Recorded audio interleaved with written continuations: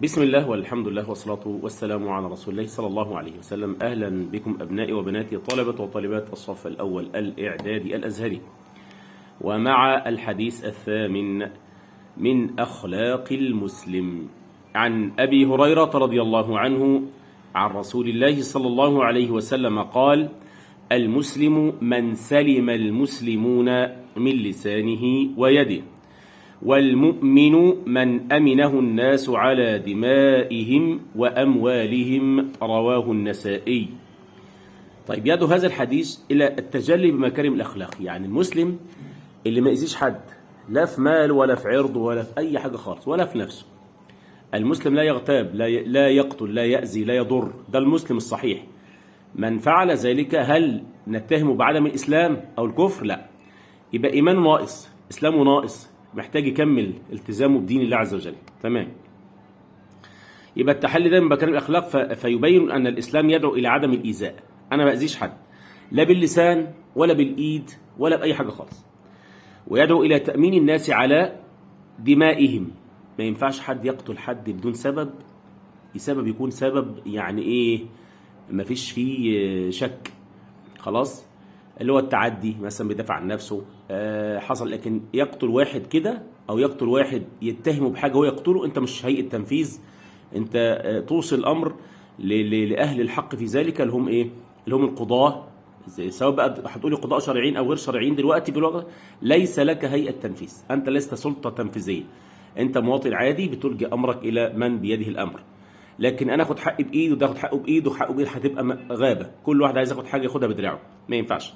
خلاص، من اي شر واذى. يبقى انا ما ينفعش اذي اي مسلم، لا باي حال من الاحوال، لا باذى ولا بشر ولا بان جاري اذيه برمي له حاجه قدام بيته، جاري باذيه اروح ذابح الحاجه وارميها عنده. القرف اللي بيحصل في البيوت ده، ارمي من فوق سطح الزباله فوق سطحه، الكلام القرف ده، فده طبعا ما ينفعش. لأن أنت مسلم لابد أن تحمل بين طيات قلبك وبين طياتك الإسلام، بسلوك، بأخلاق، بأفعالك، تظهر أنك مسلم. الإسلام هذا فتح بلاد أكبر دول الإسلام عددا. إندونيسيا لم يدخل فيها مسلم واحد للدعوة بالسلاح ولا بالجيش ولا كلام من ده، كلها التزمت بأخلاق المسلمين التجار الذين كانوا يلتزمون بشرع الله عز وجل. يبقى الإسلام الأخلاق والدين خلى ينتشر في جميع بقاع الأرض، ليس بالسيف كما يدعي المتخلفون والمتآمرون، ولكن لو بالسيف. إيه اللي وصل أكبر دولة مسلمة في العدد السكان مثل إندونيسيا مثلا؟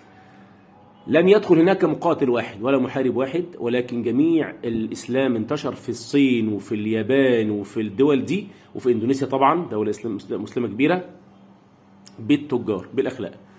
تجارة الحديد، الحرير، زمان كان في حاجة اسمها طريقة تجارة الحرير، فيعتبر في ولايات كاملة في الصين مسلمين، اللي هو وطبعا يعتبروا محتلين دلوقتي من الصين من العشرينات وما حدش بيتكلم يعني. فدي مسلمين خدتهم الصين، ابتلعتهم. تركمانستان الشرقية ابتلعتها الصين. مسلمين كلهم بالأخلاق بالدين، وليس بغير ذلك. ايه هو المسلم؟ المسلم هو المسلم الكامل الإسلام، يعني عارف يعني ايه إسلام، يعني ايه دين، يعني ايه أخلاق. تمام، يعرف هو مسلم يعمل ايه. يعني العارف ان الاسلام بيأمره بايه، هو الاسلام الاستسلام والانصياع لاوامر الله عز وجل، والانتهاء عما نهى الله تبارك وتعالى ورسوله. يبقى انا بعمل اللي الله امر به والرسول، وبنتهي عما نهى عنه الله والرسول. هذا ما يطلق على المسلم. ويدخل فيه المسلم، لما اقول المسلم الحمد لله النسوان مش، لا، الحريم طبعا تبع الاسلام، هي المراه تابعة للرجل. إذا كان الخطاب موجها للرجل فبالتالي بالتبعية يكون موجها للمرأة، وهكذا. سلم أي نجا من شره، نجا من شره وأذاه. الناس كل الناس، مش مسلم ولا غير مسلم. يعني أنا واحد مثلا جاري مش مسلم، الحمد لله الحديث قال من سلم المسلم أهو، يا مرقص يلي ويلي، مالكش فيه. أنت ليه تعمل؟ طالما هو ما أذاكش ما تأذيهوش. بس هو مش مسلم، يا عم أنت مالك؟ هو مش على دين الاسلام، يا سيدي انت مالك؟ وريني انت اخلاق الاسلام ايه عشان يخش الاسلام. لكن لما تروح تاذيه وتضايق عليه، هو كده اقتنع ان الاسلام هو الدين الحق. اثبت له ان الاسلام هو دين الحق باخلاقك ودينك، ماشي؟ هو لوحده من غير ما تقول. وبعدين احنا دعاة ولسنا نقوم الى الناس عز وجل. لابد ان تدعو بما جاءك به من الله عز وجل، على طريقة رسول الله صلى الله عليه وسلم، كيف كان يدعو الناس إلى دين الله عز وجل. لكن هدعوهم بالزجر وبالعنف مش هيلتزم أولا.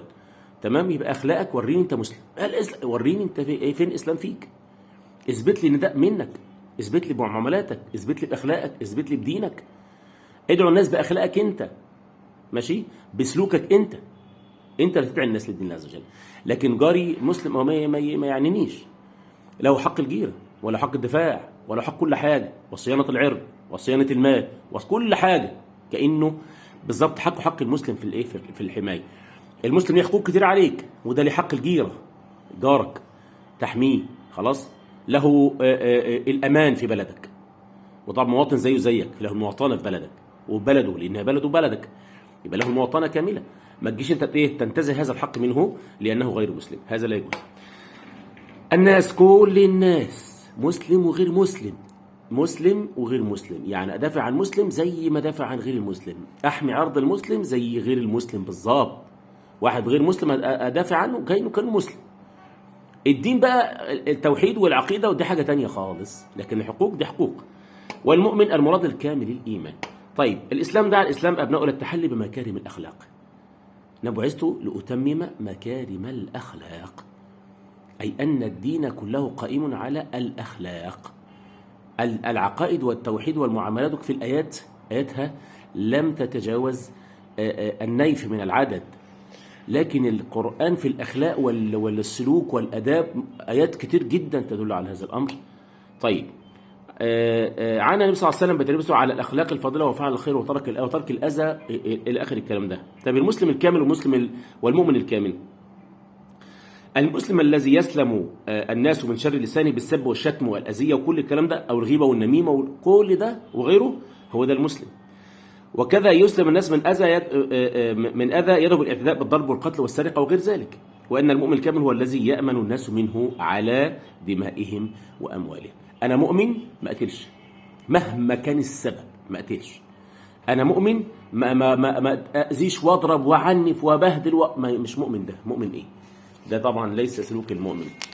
خلاص يا عم الحاج مروان افندي. طيب، لماذا خص النبي صلى الله عليه وسلم اليد واللسان؟ هم اكتر حاجه احتكاك بالناس، يا تكلم حد تشتمه، يا تخبط حد بايدك، او تقتل حد بايدك، او تذكر حد بسوء. يبقى اللسان هو اخطر عضوين، تبطش بايدك وتذكر باللسان، هم العضوين الاساسيين، اسرع في الاذى واشد بغيرهم. والكلام الخبيث تؤدي الى اسوأ، ان تكون كلمه تخرب بلاد بعضها على بعض، كلمه واحده توقع ناس في بعض وتخرب الدنيا بين عيلتين، كلمه.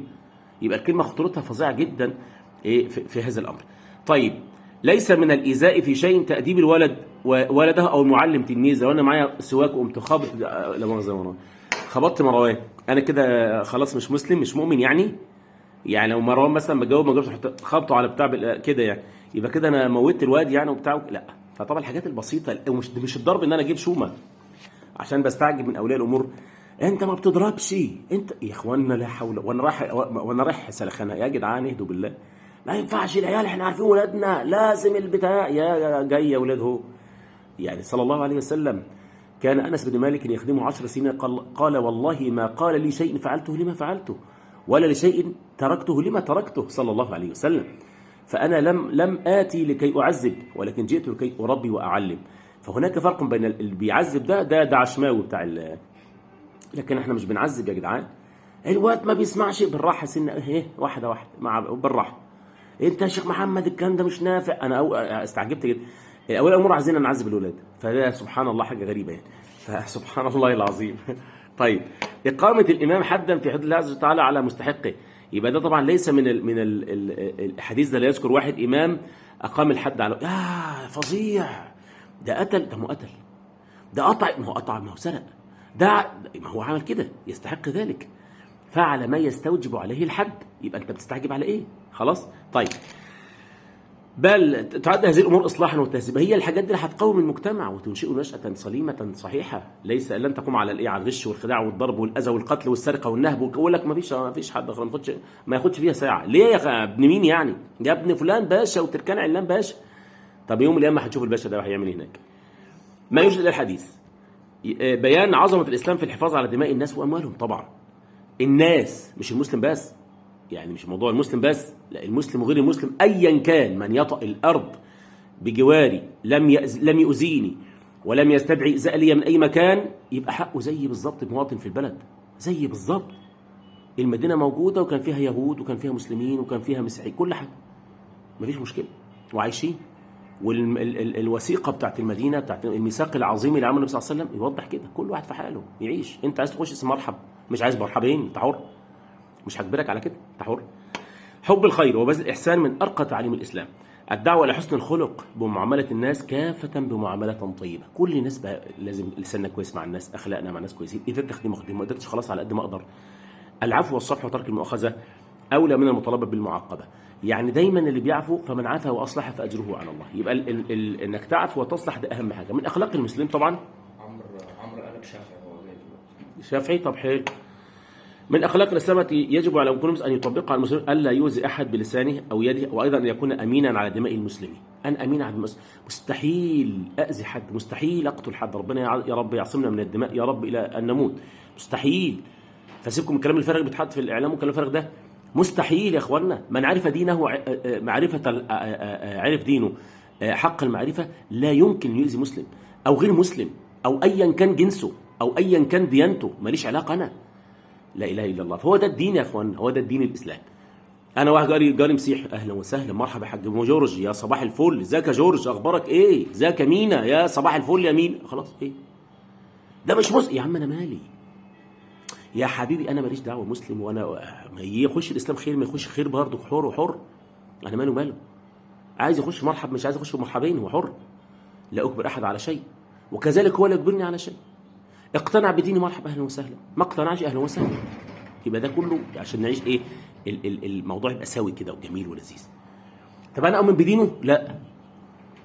ابارك له في مش عارف، لا طبعا هو دينه ليه. طب يا ارهاب يا بتنجاني يا مش عارف يا عم الحاج، دي حاجه ودي حاجه، هذه نقره وهذه نقره. المواطنه والمعايشه دي حاجه والدين حاجه تانية. انا مش هامن ان المسيح مثلا على سبيل المثال مات او اتصلب، مش عقيدتي. انت هتجبرني امين بيها ليه؟ مش هامن بيها. هل معنى ذلك اللي بيقوم بيها اعاديه؟ لا، هو حر، هو حر. ربنا عايز هيحاسب الكل، هيحاسب الايه؟ الكل يوم القيامه. خلاص يا عم الجميل.